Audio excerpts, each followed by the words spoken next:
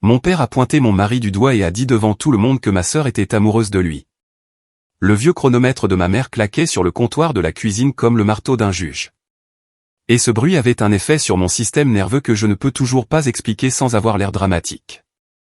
Elle le retournait, appuyait sur le bouton et disait « Allez », comme si nous étions dans une sorte de concours de talent militaire où le prix était de ne pas se faire engueuler. C'était normal chez nous. Elle ne criait pas 24h24 et 7J7 ou quoi que ce soit, mais tout était chronométré. Les devoirs, les corvées, même la vitesse à laquelle nous rangions les courses. Elle disait aux gens qu'elle enseignait simplement la discipline, et ils acquiesçaient comme si c'était sain, parce qu'elle avait cette façon calme et saccadée de parler qui vous faisait vous sentir bête de la remettre en question. Mon père se tenait dans l'encadrement de la porte avec ses bottes de travail encore aux pieds, l'air fatigué et silencieux, et il faisait ce petit haussement d'épaule qui signifiait « laisse-la gérer ». Et oui, je lui en veux encore pour ça. J'y travaille, en quelque sorte. Nous étions deux, moi et ma sœur. Je suis de l'aîné. Et par aîné, je veux dire que j'ai eu exactement 1 an pour être fille unique avant d'avoir une ombre minuscule qui me suivait partout et qui copiait ma façon de tenir une cuillère. Quand nous étions petites, nous nous entendions bien en fait. Nous construisions des forts avec des couvertures et chuchotions à propos de monstres imaginaires dans le couloir. Parfois, je la laissais gagner au jeu de société exprès parce qu'elle faisait cette petite grimace féroce comme si perdre était une trahison personnelle. Ma mère remarquait tout. Donc, bien sûr, elle a remarqué ça aussi. Elle disait des choses comme « Delaney est si attentionné ». Mais la façon dont elle le disait venait toujours avec un accompagnement du genre « Et toi, la plus jeune, tu devrais être plus comme elle ». C'était subtil au début, comme une fuite lente qu'on ne remarque pas avant que les planches du sol ne gondolent. Une fois à l'école primaire, j'étais l'enfant qui aimait la lecture et les maths. C'était facile pour moi. Je ne travaillais même pas si dur que ça. C'est la partie qui me fait encore me sentir coupable parce que ce n'était pas comme si j'étais un génie saint et travailleur. J'étais juste bonne dans les trucs que les professeurs récompensaient. Ma sœur, en revanche, aimait tout ce qui impliquait de bouger, le sport, danser dans le salon, dessiner des dessins animés avec des muscles dramatiques et des cheveux impossibles. Ma mère se fichait de tout ça. Elle se souciait des notes. Alors le dîner est devenu cette performance bizarre où ma mère demandait comment s'était passée notre journée. Et si ma sœur hésitait, ma mère me jetait un coup d'œil et disait « Ta sœur a compris, elle. Pourquoi pas toi ?» Et je restais assise là, la nourriture dans la bouche, voulant disparaître. Parce que je savais que tout ce que je dirais pourrait être utilisé comme une arme. Ma sœur a commencé à déchirer ses propres dessins. Vraiment déchirer le papier avec des larmes dans les yeux, en disant qu'ils étaient stupides. Et ce n'était pas parce que j'avais dit quelque chose de méchant. Je ne l'avais pas fait. J'étais le genre d'enfant qui s'excusait quand quelqu'un d'autre me bousculait. Mais la comparaison était constante et elle a commencé à me regarder comme si j'étais la raison pour laquelle elle se sentait petite. Je me souviens d'une nuit où elle a chuchoté « Je te déteste ». Et puis 5 minutes plus tard, elle a rampé dans mon lit parce qu'elle avait peur du noir. C'était notre enfance en résumé. L'amour et le ressentiment emmêlés ensemble. Et moi apprenant qu'être la bonne ne faisait pas du tout du bien. Au collège, la compétition a cessé d'être mignonne pour devenir laide. Ma mère avait ses conséquences auxquelles elle croyait. Si ma sœur échouait à un test, le dessert disparaissait pendant 1 semaine. Si elle mentait sur le fait d'avoir fini ses devoirs, elle devait rester debout dans le coin du salon jusqu'à ce que ses jambes tremblent. Ma mère appelait ça la responsabilité. Ma sœur a appelé ça des punitions 1 fois. Et ma mère est devenue glaciale et a dit « Ne sois pas dramatique ». Ce qui est hilarant parce que le dramatique est fondamentalement la langue maternelle de ma famille. Il y avait des soirs où ma mère m'obligeait à m'asseoir à la table avec ma sœur pour lui donner des cours particuliers. Imaginez 2 enfants épuisés avec un cahier d'exercices ouvert et ma mère faisant les 100 pas derrière nous comme un arbitre. Ma sœur fixait la page puis me regardait et je pouvais sentir sa colère monter parce qu'elle pensait que je la jugeais. Je ne la jugeais pas. J'avais peur.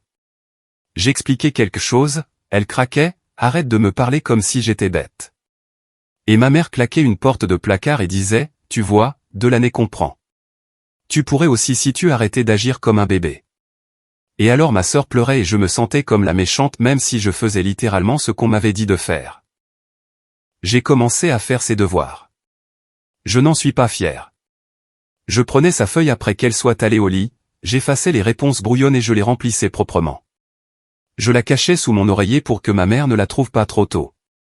Puis je la lui rendais et chuchotais, rends-la juste. Parfois ça marchait. Parfois ma mère l'interrogeait et ma sœur se figeait. Et alors nous étions toutes les deux punies parce que ma mère décidait que nous conspirions. Ce qui me fait rire maintenant d'une manière amère, c'est que ma mère disait, je n'arrive pas à croire que vous feriez une chose pareille. Comme si nous complotions un braquage de banque et non pas juste en train d'essayer de survivre à la 5e. Mon père était témoin de tout cela. Il rentrait du travail, voyait ma sœur pleurer à table, voyait ma mère lancer des regards noirs, me voyait assise là comme un otage, et il disait des choses comme « vas-y doucement peut-être, mais doucement », comme s'il ne voulait pas réveiller l'ours. Puis il allait regarder la télévision dans l'autre pièce. Ma sœur n'a jamais dirigé sa rage contre lui, cependant. Elle l'a dirigée contre moi. Je suis devenu ce symbole de tout ce qu'elle sentait qu'elle ne pouvait pas être. Calme, intelligente, facile. Elle me disait, tu adores quand je me plante, et je jurais que non et elle levait les yeux au ciel comme si je mentais. Un jour, je l'ai trouvée enfermée dans la salle de bain en train de pleurer, le visage pressé contre une serviette. Quand j'ai demandé ce qui n'allait pas, elle a dit, j'aimerais être vraiment stupide pour qu'ils arrêtent d'attendre des choses de moi. Je ne savais pas quoi répondre à ça. Je me suis juste assise par terre devant la porte et je lui ai dit que je l'aimais et elle ne me l'a pas retourné. C'était la première fois que je réalisais que ce n'était pas juste une rivalité fraternelle. C'était quelque chose qui pouvait la briser. Il y a une scène dont je peux encore sentir le goût comme si elle était coincée au fond de ma gorge. Ma sœur avait récupéré une interro avec une grosse note rouge dessus, et ma mère l'a obligée à s'asseoir à table pendant qu'elle cuisinait le dîner, répétant la même question encore et encore. Les joues de ma sœur étaient mouillées, et elle continuait de les essuyer avec le dos de sa main comme si elle était gênée de pleurer devant la nourriture. J'ai essayé d'intervenir et de dire, elle a compris maintenant. Et ma mère a claqué, alors pourquoi n'a-t-elle pas compris avant? Comme si le cerveau de ma sœur était un échec moral. Je me souviens avoir remué une casserole d'une main et tenu le cahier de ma sœur de l'autre, en pensant, ce n'est pas normal. Et en pensant aussi, si je dis ça à voix haute, on est tous morts. Le pire, c'est que ma sœur faisait ce truc où elle riait comme un petit reniflement quand elle était dépassée. Ça rendait ma mère furieuse. Ma mère disait, tu trouves ça drôle? Et ma sœur secouait la tête et riait plus fort parce qu'elle ne pouvait pas s'en empêcher. Et alors je sautais sur l'occasion et disais, elle ne se moque pas de toi, comme si j'étais une traductrice pour le système nerveux de ma propre sœur. Mon père entrait tranquillement, voyait ça, et demandait ce qu'on voulait pour le dîner. Je voulais hurler, je veux une vie différente. Mais à la place, je disais, peu importe. Parce que je ne savais même pas que j'avais le droit de vouloir autre chose. Quelques semaines avant mon départ pour l'université d'État voisine, mon père m'a appelé vers 3 heures du matin, et sa voix sonnait comme si quelqu'un l'avait vidé de l'intérieur. Il n'a pas dit bonjour. Il a juste dit que ma sœur était à l'hôpital. J'ai enfilé les vêtements qui étaient sur la chaise dans ma chambre et j'ai couru dehors. Et le trajet jusqu'à là-bas m'a semblé durer à la fois 5 minutes et 5 ans. L'hôpital sentait le désinfectant et le café bon marché. Et les lumières étaient si vives que cela ressemblait à une punition. Ma sœur était branchée à des moniteurs, pâlée en sueur, et ma mère était assise, rigide, sur une chaise en plastique comme si elle essayait de ne pas bouger un muscle. Mon père avait l'air plus petit que je ne l'avais jamais vu. Ils m'ont dit qu'elle avait pris trop de somnifères de ma mère. Elle a survécu. C'est la seule phrase qui compte. Mais tout ce qui l'entoure tourne encore dans ma tête comme une mauvaise boucle. L'infirmière posant des questions. Le médecin expliquant l'observation vigilante. Le visage de ma mère quand elle a réalisé que ce n'était pas une phase ou une mauvaise attitude qu'elle pouvait corriger avec des conséquences. Les yeux de ma sœur s'ouvrant puis se refermant comme si elle était épuisée de vivre. Après ça, mes parents ont fait ce que les gens font quand quelque chose d'horrible les force à admettre la réalité. Ils ont essayé de réparer ça vite. Thérapie, conseil familial, nouveau départ. Ma mère a pleuré devant un étranger pour la première fois de ma vie. Elle a dit qu'elle avait projeté sa propre frustration militaire sur nous, qu'elle avait pensé que la pression nous rendrait fortes. Le thérapeute m'a demandé comment je me sentais, et je voulais hurler que je me sentais comme un outil, comme un étalon de mesure, comme une arme que ma mère brandissait et que ma sœur détestait. À la place, j'ai dit, je veux juste qu'elle aille bien. Parce que c'était vrai et aussi plus sûr. Lors d'une séance, j'ai regardé ma sœur et j'ai dit que j'étais désolé pour chaque fois où mon existence lui avait donné l'impression qu'elle n'était pas assez bien. Ça sonnait mielleux à voix haute, mais c'était le mieux que j'avais. Ma sœur a fixé le tapis et a hoché la tête. Elle n'a pas pleuré. Elle ne m'a pas prise dans ses bras. Ma mère a pleuré assez pour nous trois. Plus tard sur le parking, ma sœur a dit « Tu n'as pas fait ça ».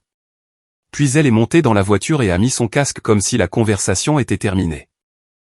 Et je me souviens m'être senti soulagé et aussi triste parce que même le pardon qu'elle me donnait semblait distant. Je suis parti pour l'université de toute façon parce que qu'est-ce que j'étais censé faire d'autre?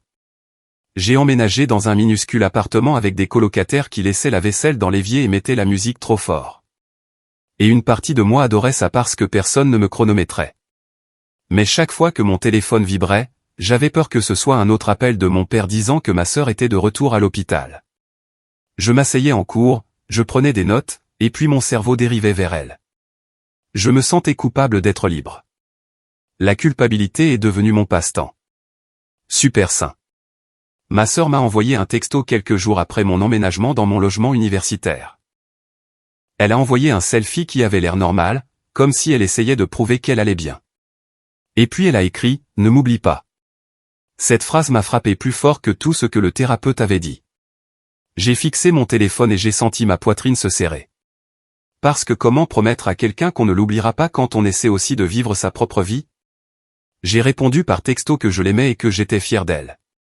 Et elle a répondu avec un emoji pouce levé comme si nous étions collègues. C'est là que j'ai commencé à réaliser qu'elle ne savait pas comment être proche de moi sans que cela ressemble à une compétition. Dans mon dortoir, les gens se plaignaient que leurs parents étaient ennuyeux ou stricts, et je riais avec eux. Mais à l'intérieur, je pensais, vous ne savez même pas ce que c'est que strict. Puis je me sentais coupable de penser ça parce que la douleur est la douleur. Et aussi parce que je ne voulais pas devenir cette personne qui transforme le traumatisme en personnalité. Mais je ne pouvais pas m'empêcher de tout mesurer par rapport à ma maison parce que ma maison était la seule règle que j'avais. Ma sœur a fini le lycée avec des notes assez correctes pour obtenir un diplôme. Mais à la seconde où quelqu'un mentionnait plus d'études, un collège communautaire, un programme technique, quoi que ce soit, elle paniquait comme si on la traînait de nouveau vers le fond. Une fois, ma mère a suggéré un cours de design parce que ma sœur dessinait encore constamment, et la respiration de ma sœur est devenue bizarre et rapide. Elle s'est enfermée dans sa chambre et je l'ai entendue sangloter à travers la porte, disant qu'elle ne pouvait pas le faire. Elle ne pouvait pas être surveillée à nouveau.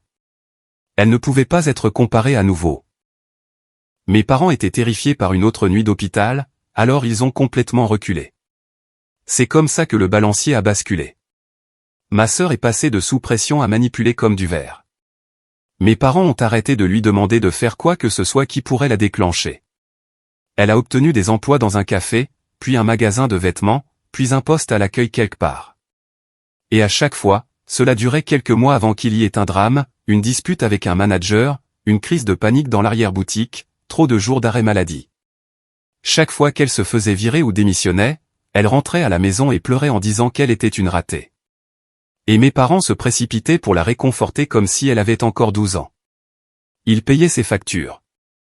Ils lui achetaient ses courses. Ils lui disaient qu'elle guérissait. Pendant ce temps, je jonglais avec les cours, le travail à temps partiel et des colocataires qui pensaient que le loyer était optionnel. Mes parents ont aussi commencé à glisser de l'argent dans chaque conversation à son sujet comme si c'était anodin, mais c'était toujours lourd de sens. Ils disaient des choses comme « on a aidé pour son loyer ce mois-ci ». Ou « on a couvert le paiement de sa voiture » et puis ils me regardaient comme si j'étais censé applaudir. Ça ne venait jamais avec des conditions pour elle, seulement pour moi. La règle tacite était que je devais garder ma vie petite et gérable pour qu'ils puissent continuer à la renflouer de n'importe quel désastre qu'elle avait créé sans que personne ne prononce jamais les mots à voix haute. Au moment où j'en ai eu fini avec l'école, j'avais un emploi stable dans une petite entreprise de technologie. Pas glamour, juste la vie de bureau ordinaire. Email, réunion, trop de café. Mon père s'en vantait auprès des proches comme s'il avait personnellement codé mes projets. Ma mère disait, nous avons toujours su que Delaney retomberait sur ses pieds. Et ma sœur restait assise là, silencieuse, défilant sur son téléphone, et on pouvait sentir la tension comme un bourdonnement sourd. Je voulais être heureuse pour moi-même, mais j'avais l'impression que célébrer était un crime dans notre maison. Quelques mois après que ma sœur a obtenu son premier emploi après le lycée, mes parents ont lancé une idée qui aurait dû me faire rire, mais ce n'était pas le cas parce que ma famille a un talent pour dire des choses scandaleuses avec un visage impassible. Ma mère m'a appelé et a dit, « Ta sœur a du mal et elle a besoin d'un nouveau départ. » Et j'ai dit, « D'accord. » Comme une idiote. Parce que je pensais qu'elle voulait dire une thérapie ou un nouvel emploi ou peut-être un appartement différent. Puis ma mère a dit, « Nous pensions qu'elle pourrait rester avec toi pendant un moment. » J'ai fixé mon mur comme s'il pouvait répondre à ma place. Je lui ai dit que je vivais avec des colocataires et que je n'avais pas d'espace supplémentaire. Elle a dit, « Alors une fois que tu auras ton propre logement. » J'ai dit, « Maman, je suis à la fac. Je n'ai même pas les moyens de respirer. » Elle s'est tue et puis elle a sorti la culpabilité, doucement et lentement. « Tu es sa sœur. Tu es tout ce qu'elle a. » Cette phrase me donne encore envie de lever les yeux au ciel et de hurler en même temps parce qu'elle l'a dit comme si mon père n'existait pas. Comme si ma mère elle-même n'était pas la raison pour laquelle la santé mentale de ma sœur s'était transformée en une urgence fragile. Mais bien sûr, oui, je suis tout ce qu'elle a. J'adore qu'on m'assigne la responsabilité de la vie d'un autre adulte. Vraiment, c'est devenu un truc récurrent. Chaque fois que ma sœur avait un drame au travail, ma mère faisait allusion au fait qu'elle emménage avec moi. Quand j'ai eu mon premier petit appartement après l'université, ma mère a abordé le sujet en moins d'un mois. Elle pourrait prendre le canapé. Ma mère a dit qu'elle ne gênerait pas. Mon père a ajouté comme si ma maison était une salle d'attente. J'ai dit non. J'ai dit non tellement de fois que ça a commencé à ressembler à mon seul mot de vocabulaire. Mes parents ont agi comme si j'étais cruel et égoïste. Et ma sœur a agi comme si je l'avais insultée. Elle m'envoyait des messages qui étaient moitié chantage émotionnel, moitié menace. Je suppose que je suis juste un fardeau. Je sais que tu penses que je suis pathétique. S'il m'arrive quelque chose, j'espère que tu pourras vivre avec. Ce dernier a fait trembler ma main. Je l'ai montré à mon mari et il a dit, c'est de la manipulation. J'ai dit, je sais. Et puis je me suis quand même senti coupable parce que la manipulation fonctionne quand on a grandi entraîné à y répondre. Mon mari voulait que je la bloque sur le champ. Je ne l'ai pas fait. Je me suis dit que j'étais compatissante. Je me suis dit que je pouvais gérer ça. En fait, je ne pouvais pas gérer ça. Un soir, ma sœur a débarqué à mon appartement sans prévenir. Elle a sonné à l'interphone comme si elle était propriétaire des lieux. J'ai ouvert la porte et elle se tenait là avec un sac et ce sourire forcé et elle a dit, « Surprise. » J'ai dit, « Qu'est-ce que tu fais ?» Elle a haussé les épaules et a dit, « Maman a dit que ça irait. » Comme si la permission de ma mère comptait plus que la mienne. J'ai senti ma poitrine se serrer. Je lui ai dit qu'elle ne pouvait pas rester.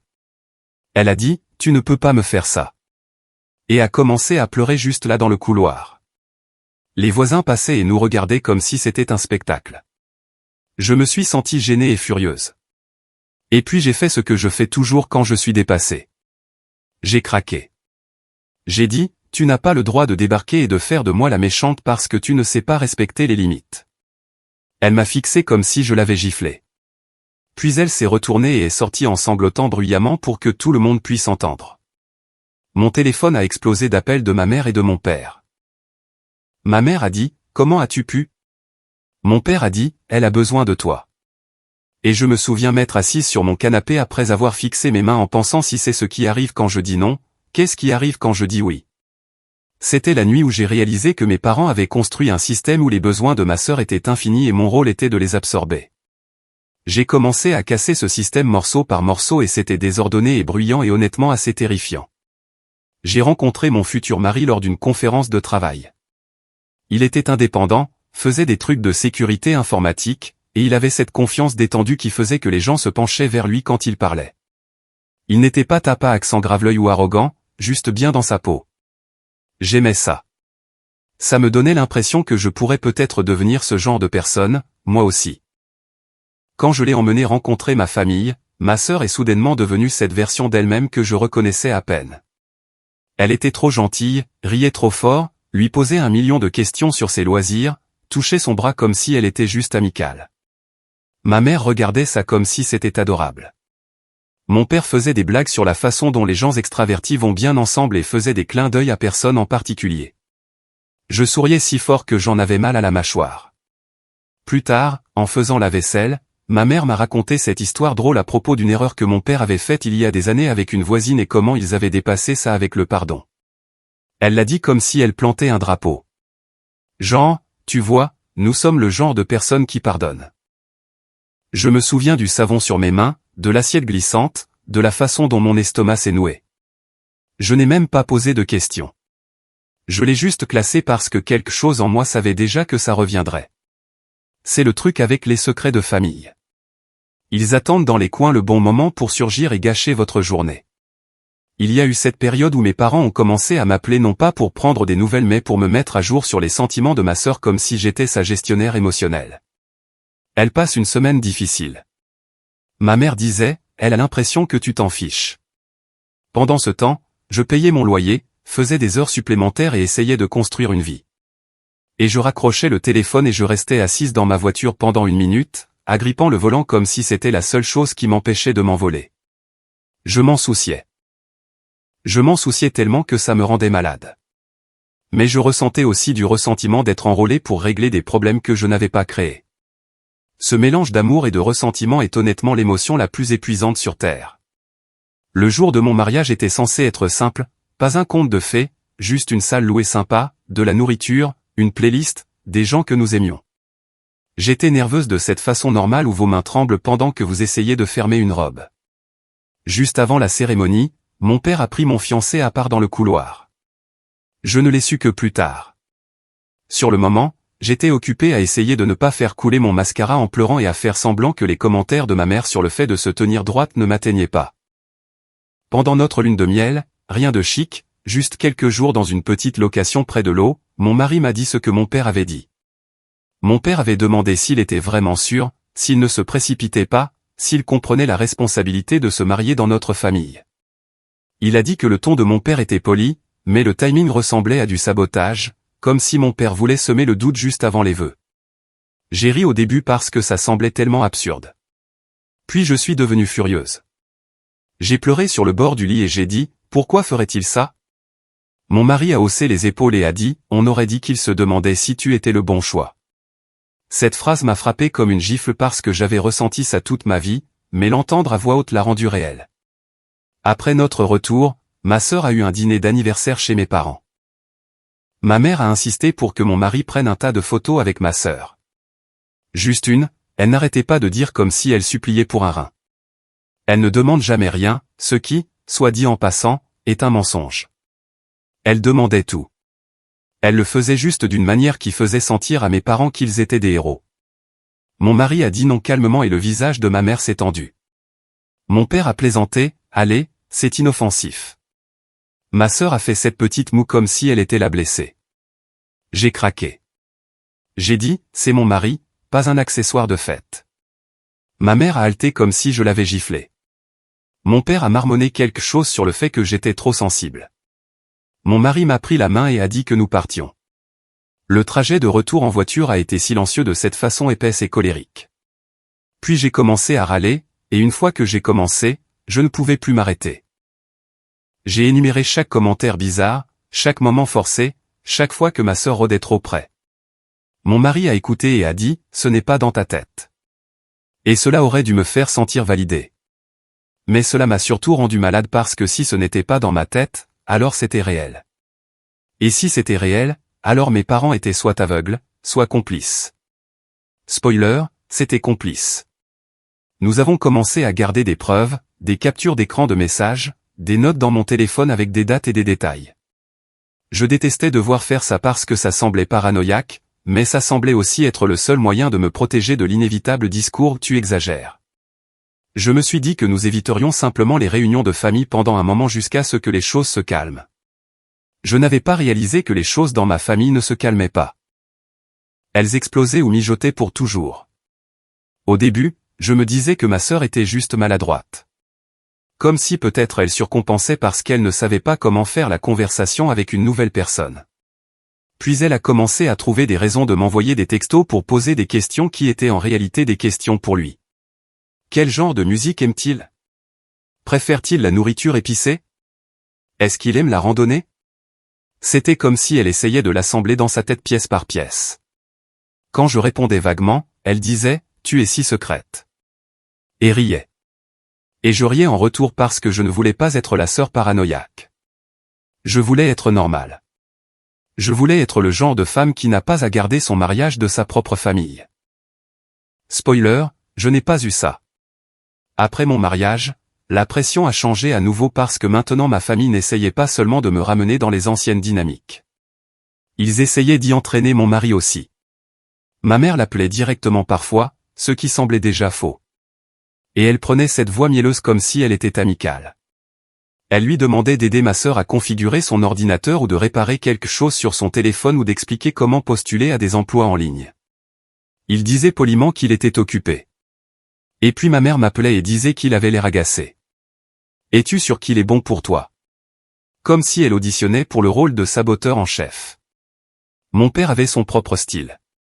Il invitait mon mari à des discussions entre hommes dans le garage comme s'il tissait des liens. Mais la conversation dérivait toujours vers ma sœur. Elle t'admire vraiment. Mon père disait, tu es bon pour sa confiance. Mon mari hochait la tête poliment, puis rentrait à la maison et me regardait genre, ils sont sérieux? Je haussais les épaules genre, c'est ma vie.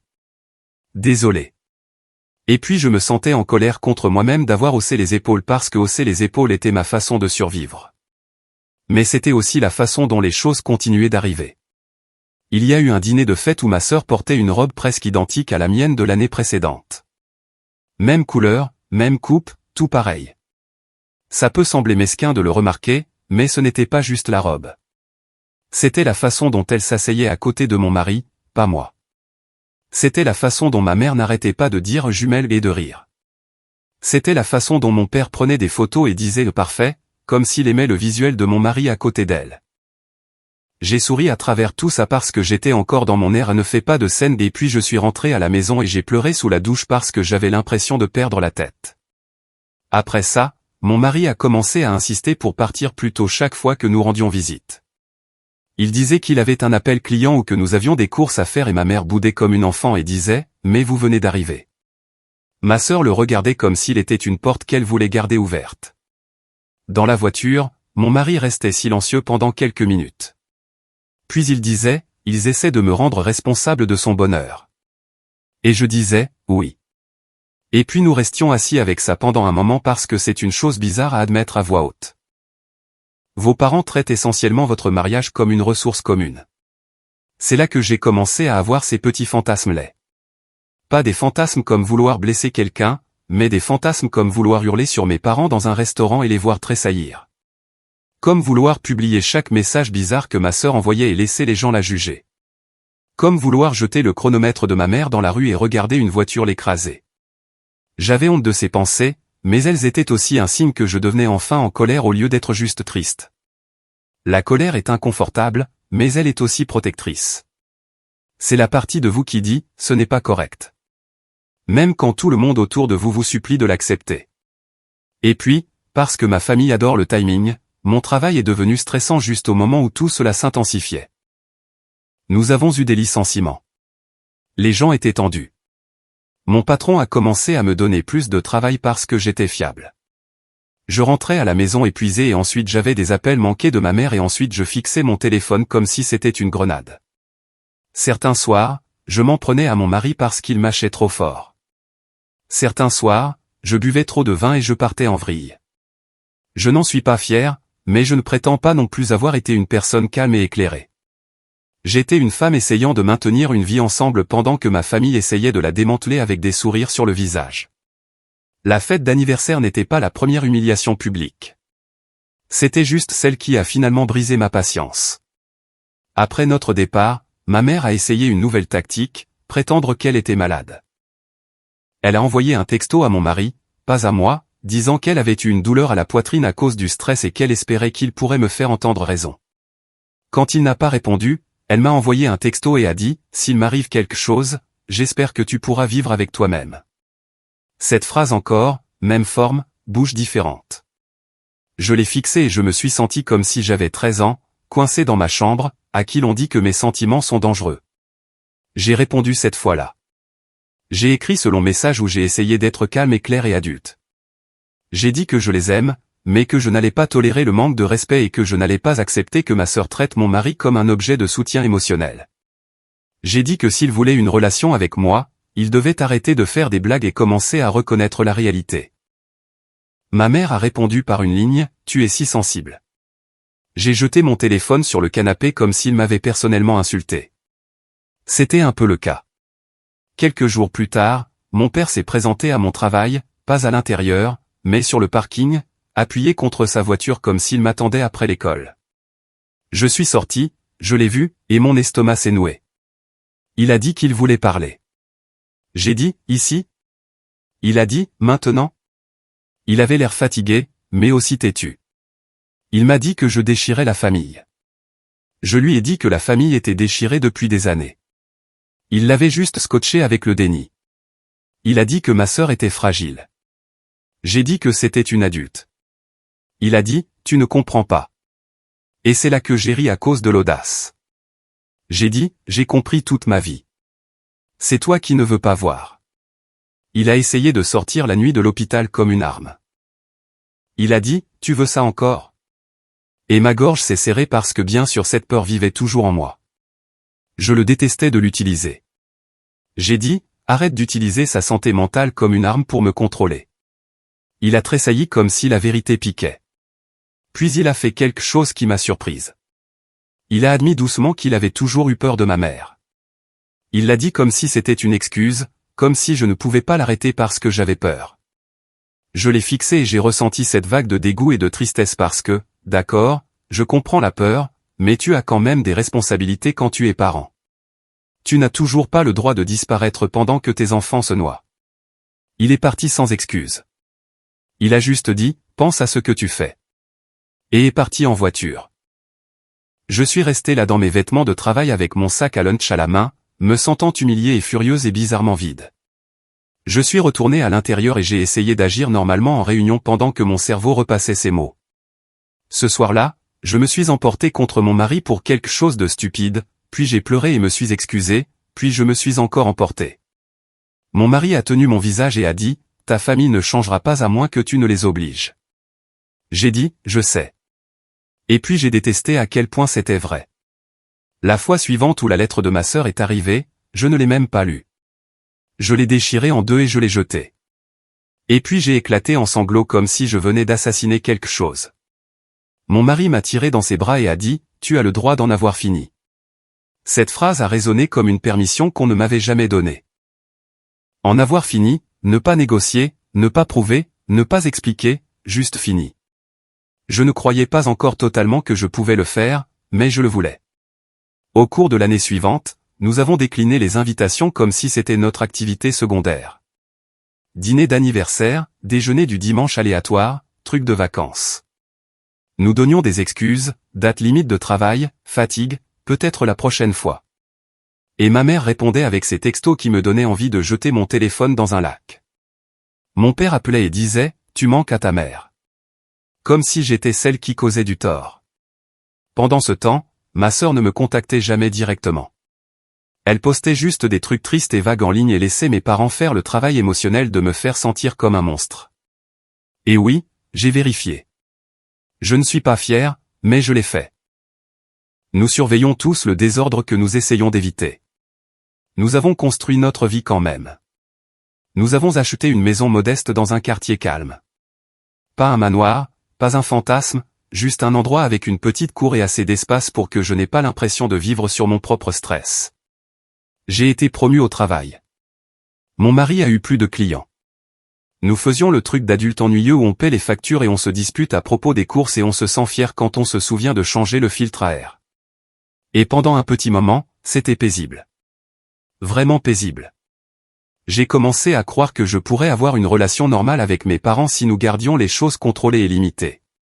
Puis mon père a appelé à propos de la fête d'anniversaire de mariage de mes parents, une grande fête. Apparemment, il voulait toute la famille élargie là-bas. Mon père a dit que des parents venaient d'un autre état et qu'il poserait des questions si je ne venais pas. Ma mère a envoyé des messages comme « Ça signifierait tellement et nous avons traversé tellement de choses en tant que famille et ne nous punit pas pour toujours. » Je détestais comment elle formulait toujours ça comme si j'étais la punisseuse et elle la victime. Ma tante me manquait aussi, la seule parente qui m'avait toujours semblé sûre. Celle qui me glissait des biscuits supplémentaires et me disait que je n'étais pas folle quand ma mère devenait intense. Elle n'avait pas rendu visite depuis des années. Si je manquais la fête, je la manquerais. Mon mari ne voulait pas y aller. Il a dit qu'il irait si je le voulais vraiment, mais il était tendu à ce sujet d'une manière que je pouvais voir dans ses épaules. Il a suggéré quelque chose qui m'a tordu l'estomac. Peut-être que nous devrions y aller exprès. S'il recommence devant tout le monde, ce ne sera pas ta parole contre la leur. Il avait raison. C'était logique, mais j'étais terrifié parce que je savais que la spécialité de ma famille était l'humiliation publique déguisée en blague. Nous avons passé en revue des scénarios comme si nous planifions un exercice de catastrophe. Si ma sœur le touchait, nous partions. Si mes parents faisaient des blagues, nous confrontions. Si quelqu'un essayait de me coincer seul, je lui enverrais un signal par texto et il viendrait me chercher. J'ai noté des points dans mon téléphone comme si je me préparais pour un débat. J'ai même acheté une nouvelle tenue pour la fête, ce qui semble normal, sauf que je l'ai fait avec ce sentiment bizarre et tremblant comme si je m'habillais pour un combat. Le matin de la fête, je me suis assise sur le bord de mon lit et je me suis dit, tu es une adulte. Tu peux gérer un dîner, et j'y ai presque cru. La veille de la fête, je n'ai pas pu dormir, et j'ai fini par nettoyer la cuisine comme un raton laveur paniqué. Je n'arrêtais pas d'ouvrir les placards, de les fermer, de vérifier si nous avions bien verrouillé les serrures, comme si tout cela allait me protéger de la bouche de mes parents. Mon mari est finalement entré et a dit, tu pars en vrille.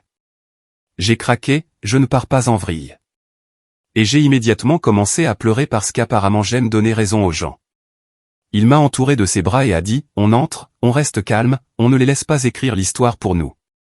Le lendemain matin, ma mère a appelé et a agi comme si elle était la partie lésée. Elle a dit que ma sœur avait pleuré toute la nuit parce qu'elle se sentait rejetée par mon mari. J'ai dit, ou peut-être qu'elle ne devrait pas demander de validation romantique au conjoint de sa sœur et ma mère est restée silencieuse comme si j'avais parlé une langue étrangère. Puis elle a dit, tu déformes tout. Mon père a pris le téléphone et a dit, ne sois pas cruel. Et je me souviens avoir pensé, tu me traites de cruel, mais ça te va de m'humilier dans mon propre mariage. C'est là que j'ai commencé à comprendre que dans ma famille, la cruauté ne comptait que lorsqu'elle visait la personne fragile. La fête a commencé de manière trompeusement normale. La maison de mes parents était décorée de vieilles photos accrochées à des ficelles avec de petites pinces. Comme si un album photo avait explosé dans le salon. Les gens m'ont prise dans leurs bras et ont dit que je leur manquais. Et j'ai fait ce sourire poli qui a l'air amical mais qui garde votre âme à l'intérieur de votre corps. Ma tante m'a serré extra longuement et a chuchoté, ça va. Et j'ai failli éclater en sanglots juste là. Donc ouais, c'est là qu'en était ma stabilité émotionnelle. Nous étions assis à cette longue table, environ 15 personnes, plus ou moins, faisant passer les plats. Ma sœur était là, habillée, jouant la timide. Ma mère n'arrêtait pas de lui tapoter l'épaule comme si elle apaisait un animal nerveux. Au début, j'ai pensé, peut-être que ça ira. Peut-être que mes parents ont appris quelque chose. Puis ma tante a demandé à ma sœur nonchalamment si elle sortait avec quelqu'un. Juste une petite conversation de famille normale. Ma sœur s'est figée, tripotant sa serviette. Un cousin l'a taquiné légèrement. Genre allez crache le morceau. Et puis mon père avec un verre à la main a décidé de divertir la table. Il a ri et a dit que ma sœur avait bien un béguin. Il a pointé directement mon mari. Pas subtilement, pas d'une manière clignée des yeux et vous le manquez, genre doigt pointé, grand sourire. Et puis il a ajouté qu'elle avait eu un petit faible mignon pour lui depuis qu'elle l'avait rencontré. Ma mère a ri aussi et a dit que c'était adorable, comme si c'était un passe-temps excentrique, comme collectionner des cuillères. Quelqu'un d'autre a ri maladroitement. Le visage de mon mari s'est tendu. Ma sœur a souri comme si elle était gênée. Mais je pouvais voir cette lueur dans ses yeux qui semblait satisfaite, comme si elle aimait l'attention, même si c'était humiliant. J'ai senti cette chaleur monter dans ma poitrine, et pendant une fraction de seconde, j'ai pensé que je pourrais vraiment vomir dans mon assiette. Ma mère m'a regardé comme si elle me mettait au défi de réagir. Mon père continuait de parler, faisant passer ça pour une histoire de famille drôle. Ma tante, bénie soit-elle, avait l'air confuse et mal à l'aise, comme si elle était entrée accidentellement dans une pièce où quelqu'un se disputait et que personne ne l'avait prévenue. Quelqu'un a plaisanté pour savoir si mon mari avait un ami célibataire qu'il pourrait présenter à ma sœur, et toute la table a essayé de rire comme si ce n'était pas bizarre. Mon mari fixait sa fourchette comme si c'était la chose la plus intéressante au monde. Et je voyais bien qu'il essayait de rester calme pour moi. Je me suis souvenu du plan. Respire. Parle clairement. Ne pleure pas. J'ai posé ma serviette et j'ai dit, alors, on fait ça devant tout le monde. Ma voix semblait plus assurée que je ne me sentais, ce qui m'a honnêtement surprise. J'ai regardé ma mère et j'ai dit, tu avais promis d'arrêter. Ma mère a ouvert la bouche, probablement pour dire, c'est juste une blague. Et je l'ai coupé parce que j'avais fini d'attendre toute ma vie la permission d'être en colère. Je me suis tourné vers la table et j'ai demandé, est-ce que quelqu'un ici pense que c'est normal pour une famille de plaisanter sur le fait que quelqu'un a le béguin pour le conjoint de sa fratrie? Silence. Genre silence complet. Les fourchettes se sont arrêtées. Quelqu'un s'est raclé la gorge. Le sourire de mon père a glissé. Ma sœur m'a fixé comme si je gâchais son grand moment. Et j'ai senti quelque chose en moi se briser. Pas comme une dépression, plus comme une porte qui se verrouille. J'avais fini d'être gentille. Une fois que j'ai commencé à parler, c'est sorti tout seul. J'ai énuméré les petites choses. Ma sœur qui rôdait trop près. Ma mère forçant les photos. Les commentaires de mon père sur l'énergie et le fait d'aller bien ensemble. La façon dont ils avaient agi comme si mon mariage était un projet de groupe. Je leur ai demandé pourquoi ils pensaient que c'était drôle de traiter mon mari comme un prix dont ma sœur pouvait rêver. Pendant que j'étais assise là à sourire, le visage de ma tante est devenu pâle. Quelques parents ont baissé les yeux vers leurs assiettes comme s'ils voulaient se fondre dans le bois. Quelqu'un a essayé de dire, peut-être que c'est inoffensif, mais même ne semblait pas sûr. Ma mère a fait ce truc où elle joue la blessée pour éviter la responsabilité. Ses yeux se sont remplis de larmes et elle a dit, on ne voulait rien dire de mal. Comme si l'intention comptait plus que l'impact. Mon père s'est gonflé et a dit que je réagissais de manière excessive. Ma sœur a finalement parlé, la voix tremblante, et a dit, ce n'est pas comme si je faisais quoi que ce soit. Et cette phrase exacte, m'a fait rire. Ce rire aigu et que je ne reconnaissais pas. Parce que c'était vrai. Techniquement, elle ne l'embrassait pas à table. Elle ne l'agrippait pas, mais elle les laissait créer cette histoire où elle était la romantique tragique et j'étais la femme coincée et mes parents l'alimentaient. Mon mari s'est penché et a dit doucement, tu veux partir? Et j'ai secoué la tête parce que non, pas encore. Pas cette fois. J'ai regardé mon père et j'ai dit, tu as essayé de lui mettre le doute juste avant notre mariage. La table a collectivement inspiré comme si c'était la première vraie phrase scandaleuse de la soirée. Les yeux de mon père se sont braqués sur moi. Les larmes de ma mère se sont arrêtées en plein milieu. Ma tante a cligné des yeux rapidement comme si elle traitait l'info. Mon père a dit, ce n'est pas ce qui s'est passé. Et j'ai dit, si, et tu le sais. Puis j'ai fait quelque chose d'impulsif. J'ai dit, peut-être que j'aurais dû pousser votre mot préféré aussi loin que vous le faites. Le pardon, n'est-ce pas? Même la tromperie. Ma mère a tressailli comme si je l'avais giflé. Le visage de mon père a fait ce truc tendu qu'il fait quand il prétend que rien ne va mal. Mon mari les a regardés droit dans les yeux et a dit, parce que votre femme a dit à Delaney que vous l'avez trompée il y a des années et qu'elle est restée. Vous avez transformé ça en une petite histoire drôle. Rappelez-vous, tout sur la façon dont l'amour conquiert tout. Jusqu'où vont les limites dans cette famille? Vous les franchissez, puis vous dites aux gens de passer à autre chose. Ce n'était pas une rumeur. Ma mère m'avait parlé du fait qu'elle avait failli le quitter pour un voisin une fois, dans une de ces humeurs douces de fin de soirée où elle aimait se vanter qu'ils avaient survécu à tant de choses. Alors, je leur ai juste rendu leur propre histoire sans ne cadeau et j'ai regardé la couleur quitter leurs deux visages. Ma mère a fait un bruit d'étouffement. Mon père s'est levé, la chaise raclant le sol, et a dit que mon mari était irrespectueux. Ma mère a commencé à sangloter, accusant mon mari de gâcher leur anniversaire. Ma sœur a hurlé que je ramène toujours tout à moi, ce qui était fort venant de quelqu'un dont toute la personnalité était devenue fragile et choyée.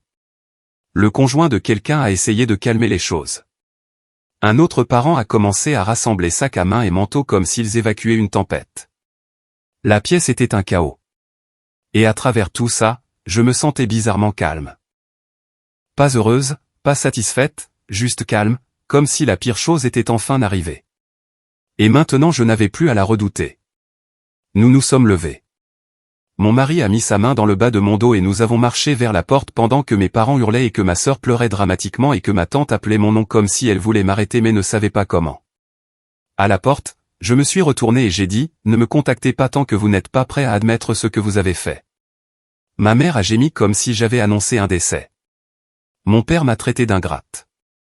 Ma sœur a crié, tu es jalouse. Ce qui n'avait absolument aucun sens, mais peu importe. Nous sommes partis. L'air froid dehors ressemblait à un soulagement et à du chagrin en même temps. Les semaines suivantes ont été calmes d'une manière qui semblait anormale. Pas d'appel, pas de message dramatique, juste le silence. Je continuais de vérifier mon téléphone comme une personne attendant la mise à jour d'un médecin. Même si je me disais que je ne voulais pas avoir de leurs nouvelles. Ma tante a appelé et s'est excusée. Elle a dit qu'elle ne savait pas. Elle pensait que c'était juste des taquineries et elle semblait sincèrement secouée. Je l'ai cru. Elle a demandé si ma sœur allait bien mentalement et j'ai dit, je ne sais pas. Parce que je ne le savais vraiment pas. Et cette réponse m'a fait me sentir comme un monstre parce que quel genre de sœur dit je ne sais pas après tout ça? Mais je ne pouvais pas continuer à porter les émotions de ma sœur comme un sac à dos. J'étais épuisé. Un cousin m'a envoyé un message disant qu'ils avaient toujours pensé que mes parents étaient bizarres avec ma sœur, mais qu'ils ne savaient pas à quel point c'était profond. Ce message m'a fait me sentir à la fois validé et triste parce que cela signifiait que d'autres personnes le voyaient et que pourtant personne n'était intervenu. Pour être honnête, qui veut se mettre entre une mère et son enfant chouchou? Pas moi, apparemment. Mes parents ont laissé 2 messages vocaux avec ce ton prudent et contrôlé qui donnait l'impression qu'ils lisaient un script.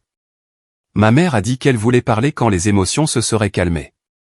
Mon père a dit qu'il n'appréciait pas d'avoir été pris en embuscade. Aucun d'eux n'a dit désolé, pas une seule fois. Puis les lettres ont commencé, de vraies lettres en papier. Ma sœur a trouvé l'adresse postale professionnelle de mon mari d'une manière ou d'une autre et elle a commencé à envoyer ses notes manuscrites qui me donnaient la chair de poule. Ce n'étaient pas des menaces directes. C'était pire. C'était du fantasme. Elle écrivait à quel point ils étaient connectés, comment elle l'avait toujours compris, comment je ne l'appréciais pas. Elle écrivait à propos de rêves qu'elle faisait où ils étaient ensemble. Elle dessinait des petits cœurs dans les marges comme une adolescente.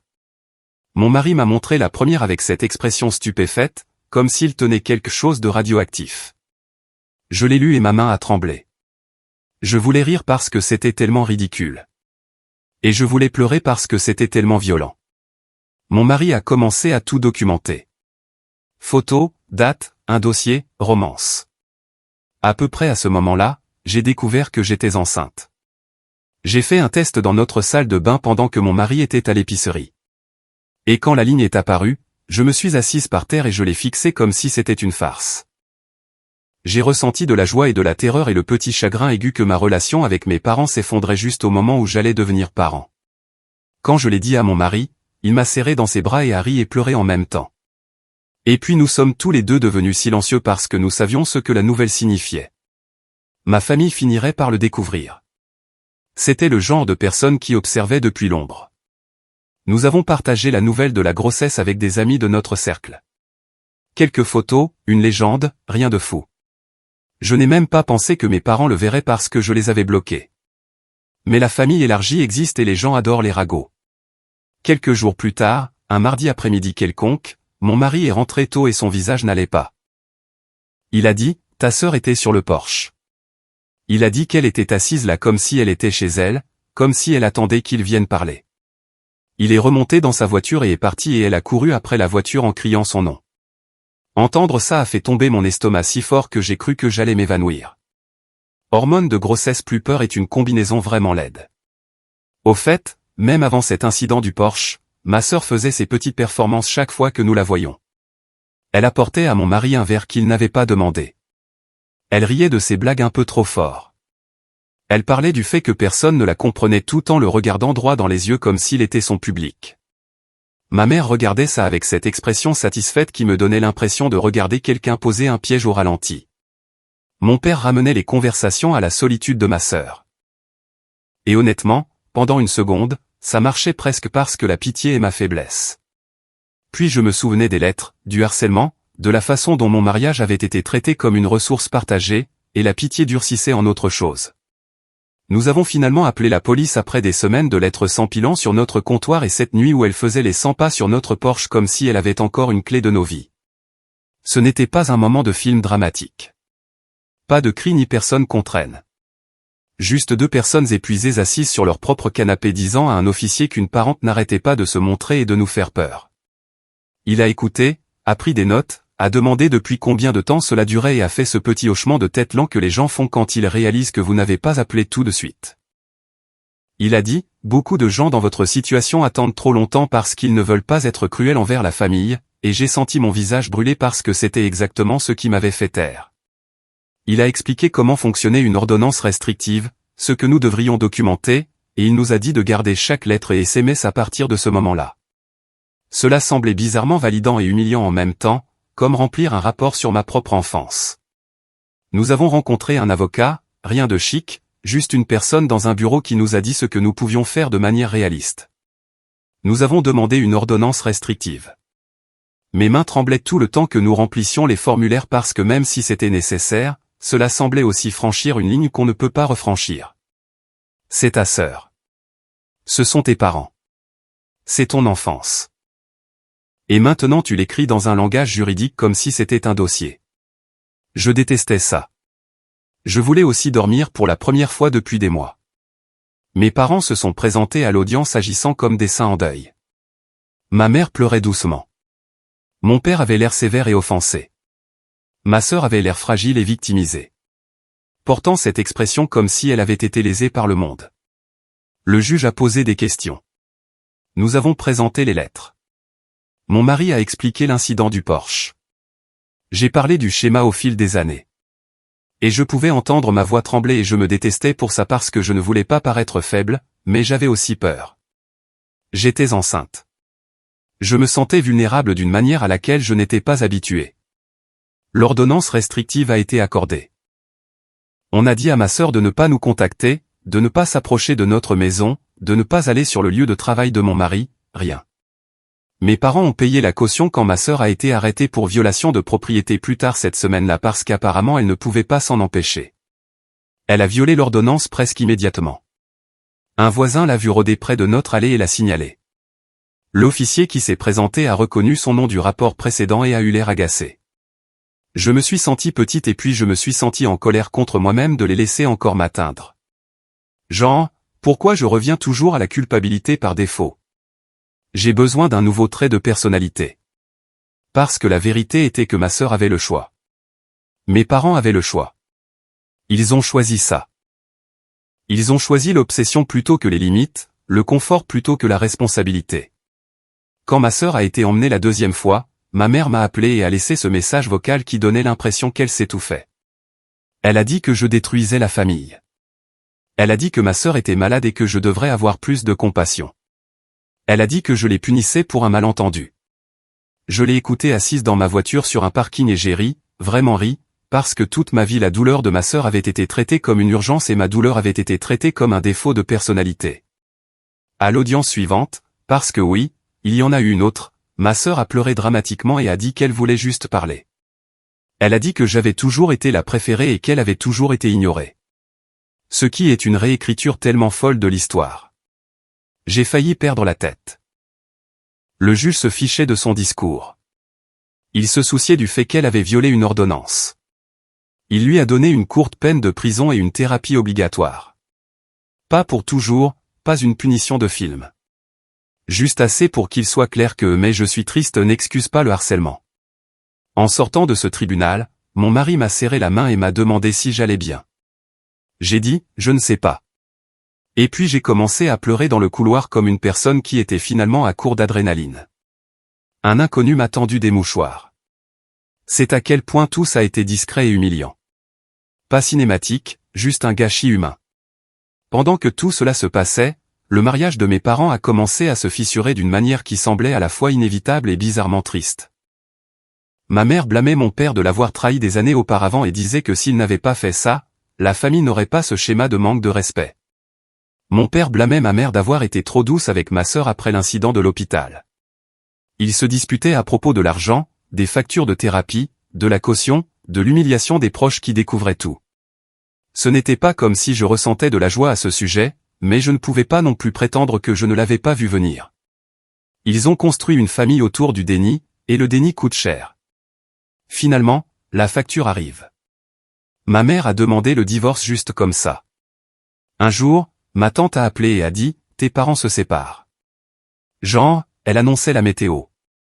Ma mère a déménagé en premier pour rester avec un parent dans un autre état. Mon père est resté dans la maison parce que ma sœur ne pouvait pas quitter l'état à cause des affaires judiciaires et il voulait être disponible. Mon père est retourné travailler parce qu'apparemment leur épargne retraite avait été anéantie pour tout payer et il a eu du mal à trouver quelque chose de décent parce qu'il était hors du marché du travail depuis si longtemps. Ma mère a trouvé un travail aussi, quelque chose de moins payé que ce qu'elle aurait jamais accepté avant. Et je pouvais presque entendre l'amertume dans sa voix à travers les ragots des autres. La famille élargie s'est divisée en camps.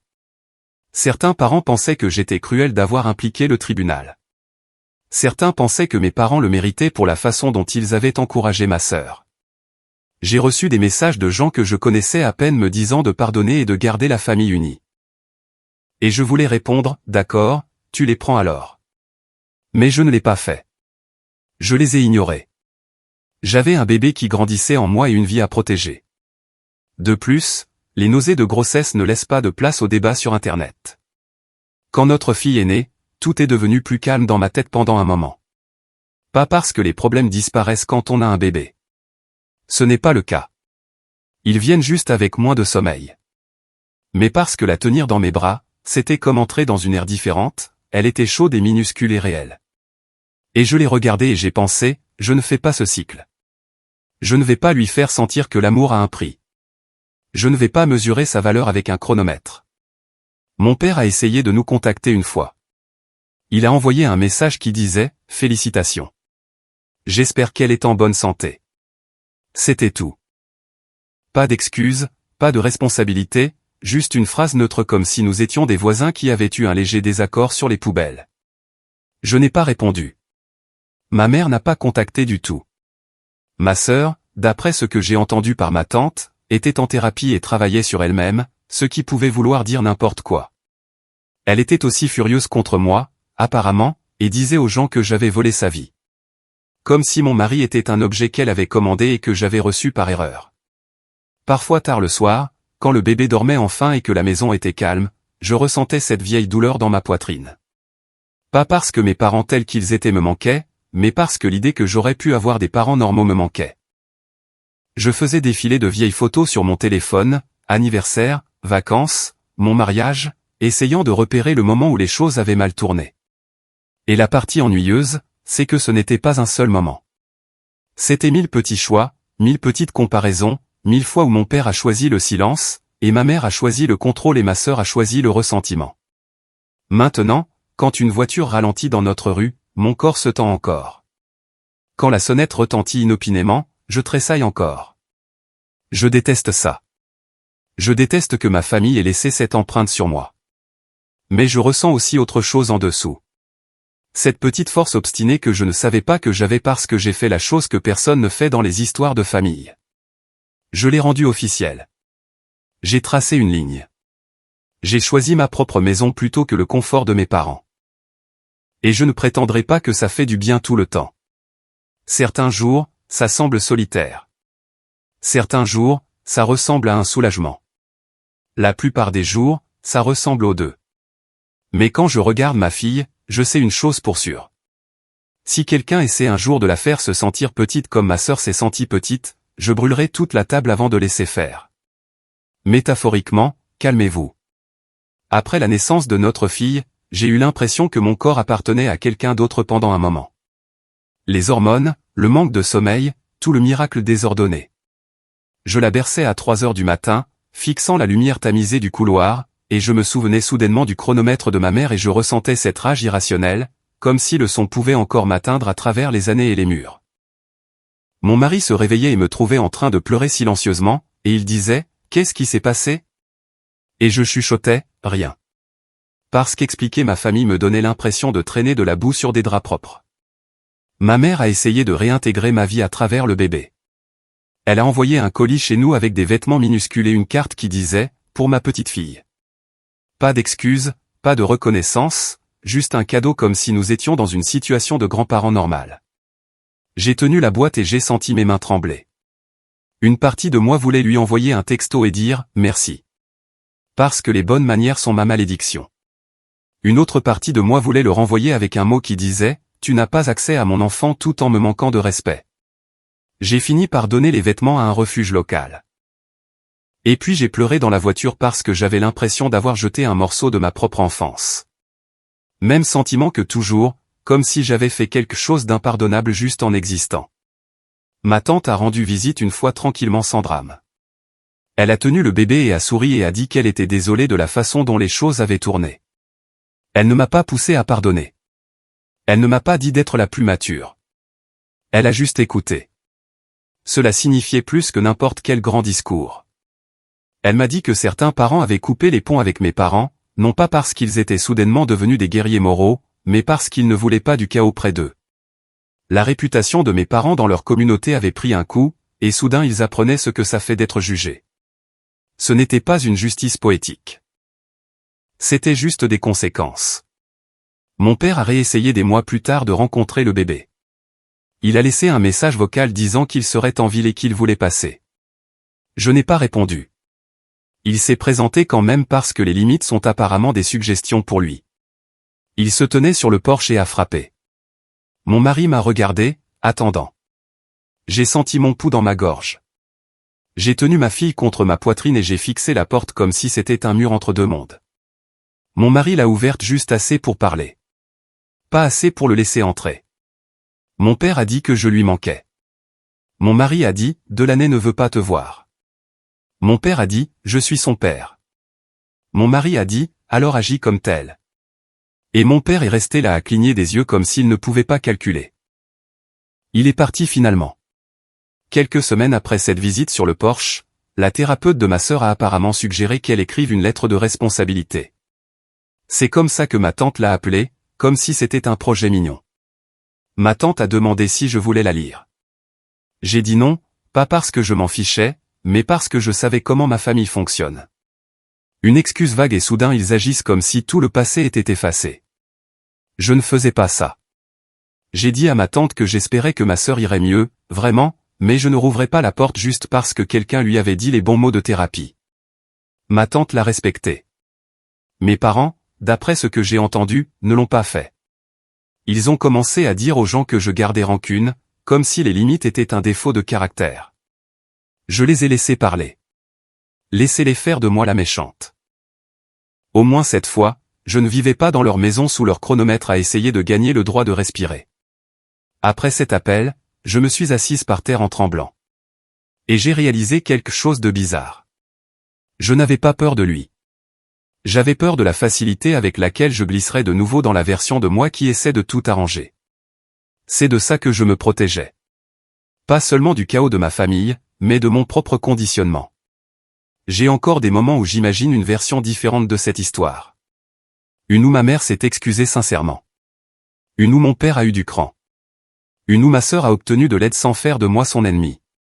Mais ce n'est pas l'histoire que j'ai eue. L'histoire que j'ai eue est celle où j'ai dû choisir ma paix plutôt que le confort de ma famille et ensuite vivre avec le chagrin de ce choix. La chose la plus proche d'une conclusion est celle-ci. Ma maison est calme maintenant. Pas parfaite, pas exemple de stress, mais calme de la manière dont je rêvais quand j'étais enfant en écoutant ma sœur pleurer derrière une porte de salle de bain. Ma fille ne grandira pas avec un chronomètre sur le comptoir. Si elle a du mal, je ne la punirai pas pour qu'elle obéisse. Si elle s'épanouit, je ne l'utiliserai pas comme une arme. Je me planterai parfois parce que je suis humaine, mais je l'assumerai. Et si ma famille essaie un jour de faire les mêmes vieux tours avec elle, je ferai ce que j'ai fait pour moi-même. Je fermerai la porte. Et oui, certains soirs je me sens encore triste. Certains soirs je me sens soulagé. La plupart des soirs je me sens fatigué. Mais cette fatigue est la mienne, pas assignée. C'est la différence. C'est toute la différence.